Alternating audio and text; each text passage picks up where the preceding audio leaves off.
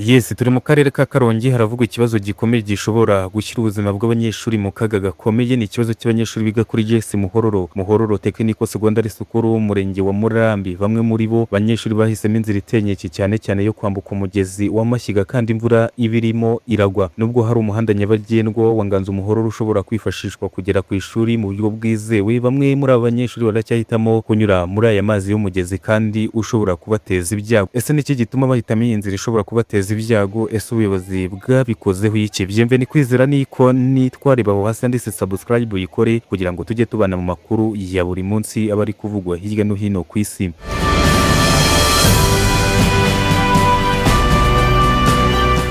Amakuru aturuka muri aka gace agaragaza ko aba banyeshuri cyane cyane mu gihe cy'imvura bagira ibyago byo gutwarwa n'amazi cyangwa kunyerera muri uyu mugezi w'amashyiga mu gihe baba barimo kwambuka.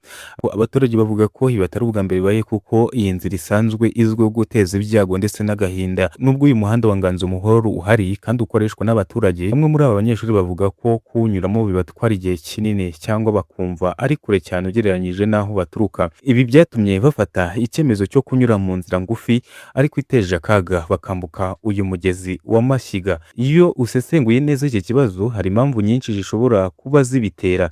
Icya mbere ni intera ndende aho bava mu rugo bajya ku ishuri.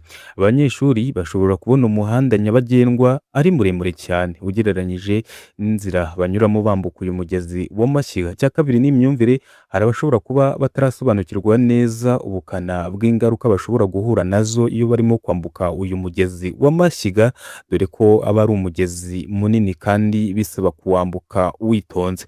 Icya gatatu ni imiterere y'aho batuye, aho bamwe bashobora kuba bari hafi y'umugezi kuruta umuhanda. Ariko nubwo izo mpamvu zose zaba zihari, ubuzima bw'umuntu ntibukwiye gushyirwa mu kaga kubera kwihuta kugira ngo ugere ku ishuri kare.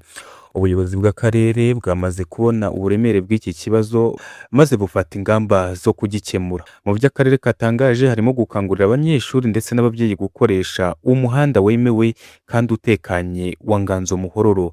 Hanashyizweho ingamba zo gukurikirana imyitwarire y'abanyeshuri ndetse no gufatanya n'ibigo by'amashuri mu kubigisha ingaruka zo kwambuka uyu mugezi w'amashyiga. Hari kandi n'ibishobora gutekerezwaho mu gihe kiri imbere nko gushyiraho ikiraro cyangwa ibikorwa remezo byafasha abanyeshuri kugenda neza nk'ikiraro cyangwa inzira zoroshye kugira ngo uyu mugezi utazatwara ubuzima bw'abanyeshuri. Kwambuka umugezi si ibintu byo gufata nk'ibintu bisanzwe, cyane cyane ku bana batoya. Amazi ashobora kuzamuka mu buryo butunguranye cyangwa akaza mu buryo butunguranye mutazi, cyane cyane mu bihe by'imvura, bigatuma umuntu atwarwa n'umugezi mu kanya gato cyane ugasanga hasize ubuzima.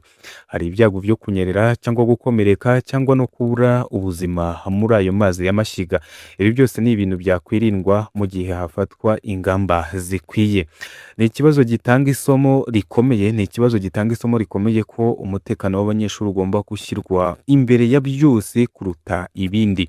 Ababyeyi ndetse n'abayobozi ndetse n'abanyeshuri bose bafite uruhare mu gukumira ibi byago. Guhitamo inzira ndende ariko itekanye biruta cyane kunyura mu nzira ngufi ariko ushobora kugushyira mu kaga gakomeye. Ukomeze kubona amakuru agezweho kandi asesenguye. Nizere ko mumeze neza. Byemve ni kwizera niko nitwa. Iyi ni Toza TV, naho mu kanya.